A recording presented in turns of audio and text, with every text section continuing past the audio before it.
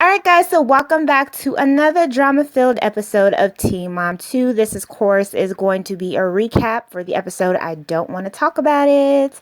Now, first of all, let me just get into saying congratulations to both Chelsea and Janelle, who both delivered babies a few days ago.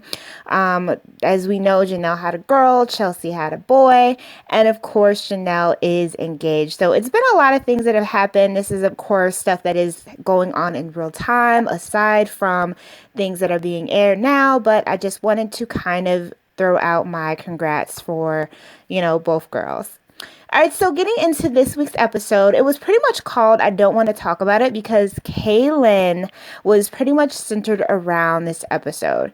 As you guys know, Kailyn is going through this divorce from Javi, a very publicized divorce, and she decided to take a last minute trip to Hawaii just to kind of clear her mind and just kind of, do a little self reflecting and try to figure out what's really going on beneath the surface. So, while she's in Hawaii, the MTV shoots a scene where Javi is with his boys and, he's crying and he's just kind of talking about what it's really like going through a publicized divorce and, how he's, adapting to coming home to an empty house and, not having Kailyn and the boys there and what life is really like for him at the moment. And you really see like this genuine softer side of Javi, and it really just makes you feel for him because Kailyn, it seems as if she has just changed so much drastically within the past 2 years. And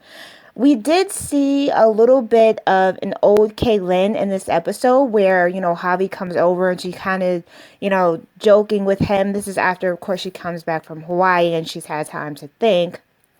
And she pretty much realizes that she wants Javi back. And Javi, of course, is not falling for it. Javi is like, ain't for the happen, Captain. Like, we are definitely not getting back together. And he pretty much tells her that whatever you found in Hawaii, take it seriously because, this is our lives and this is not a joke. And Kailyn's like, oh, I'm taking it very seriously. I'm taking it very seriously. But of course, Kailyn ain't taking nothing seriously. So, Kailyn, after Javi leaves, Kailyn talks to the producers, and of course, she doesn't want to talk about anything involving her relationship with Javi. But Javi, on the other hand, is an open book, and he pretty much tells the producers that, he's happy Kailyn is back from Hawaii and she's feeling, better about this divorce situation. But he, at this point, is not taking anything that she does seriously. So even though she pretty much tells him that she wants to get back together, he's not taking her serious and, he's just going to go on how the way things have pretty much been going on. And to be honest, I mean, who can blame him? Kailyn is pretty much a loose cannon at this point, and she's pretty much just going from A to B to Z to D. She's all over the place, and nobody wants to be in a relationship like that. Bottom line is that Kailyn messed up. Javi is looking good. And yeah, Kailyn, she just messed up. Bottom line. So going into Chelsea land, Chelsea, of course, and along with Cole, are super excited for their new baby. Cole is actually seen building a nice crib for the baby, built out of nice, strong wood. And Chelsea is, of course, excited because she finally has someone who seems as if he's going to be a great dad for their new baby. As you guys know, she never got that type of support when she was pregnant with Aubrey from Adam, and it's just nice to have someone be there for you on your side and on your team. The couple are also in the process of celebrating Aubrey's 7th birthday, and she has a very nice birthday party, just the three of them with cake and presents. Carrot cake is like Aubrey's favorite cake or whatever. And the sad part about this day is that we don't see Adam calling Aubrey for her birthday.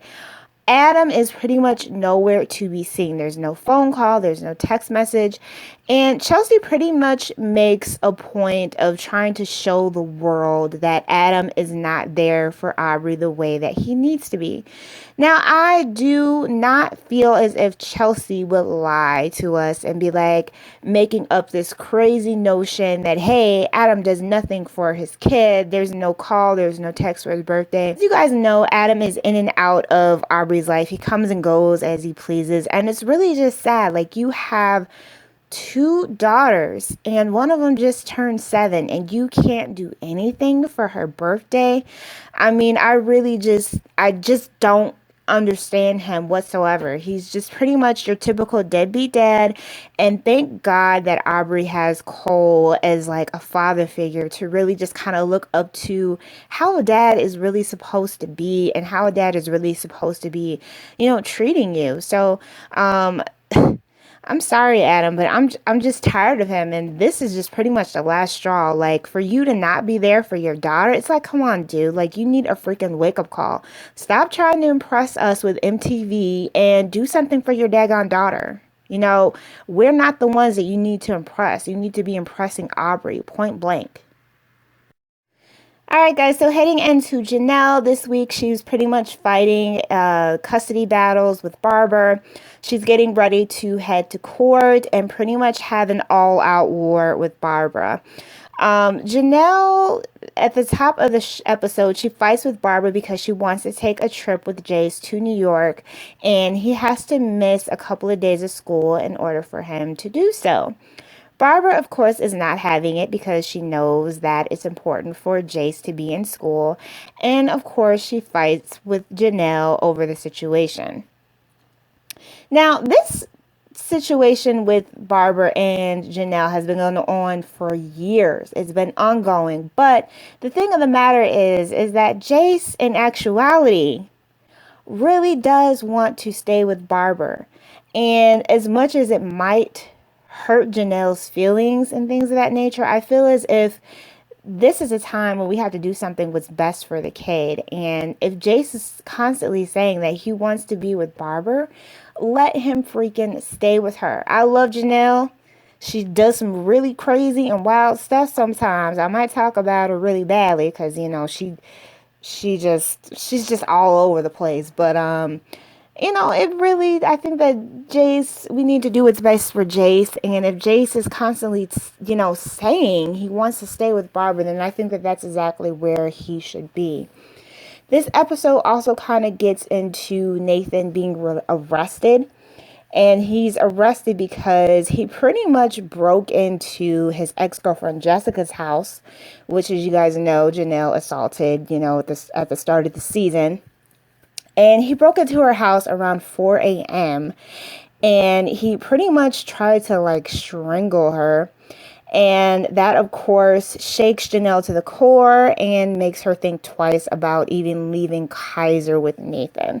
Now, we weren't there when this whole situation went down, but what girl would lie about being choked at 4 o'clock in the morning? Just saying, Nathan has a history of domestic violence, so I pretty much believe what Jessica is saying when it comes to this whole break-in story. Janelle, of course, wants to take Nathan back to court, but her lawyer advises her that she should wait and finish the custody case with Barbara before trying to enter in something new with Nathan. So this week, Leah decides to get the other twin tested for muscular dystrophy. She decided to get her tested based on the doctor's recommendation that she could also be carrying the gene, and it might be something that she has to face with as she gets older. So she decides to do just that, and she does end up getting her tested. And this episode also shows Jeremy coming back from his working trip of being in South Dakota. Leah, of course, gets upset when Jeremy decides to push back the time to actually pick Eddie up. He originally said 12 o'clock, and he pushed the chime back 2 hours later. Leah is, of course, pissed because she gets pissed off at every single little thing that Jeremy does. So it's not surprising that she, of course, would get pissed off at this. When Jeremy comes to pick her up, he does so by surprising Addie in the park, which was both planned by Jeremy and Leah. And even though Leah is quite upset with Jeremy and the fact that he didn't come on time, she does decide to do what's best for Addie and do the surprise in the park. Jeremy comes to the park and surprises Addie along with his father, who is Addie's grandfather.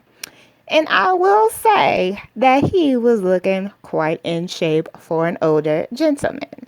Just saying. He had a very nice shape.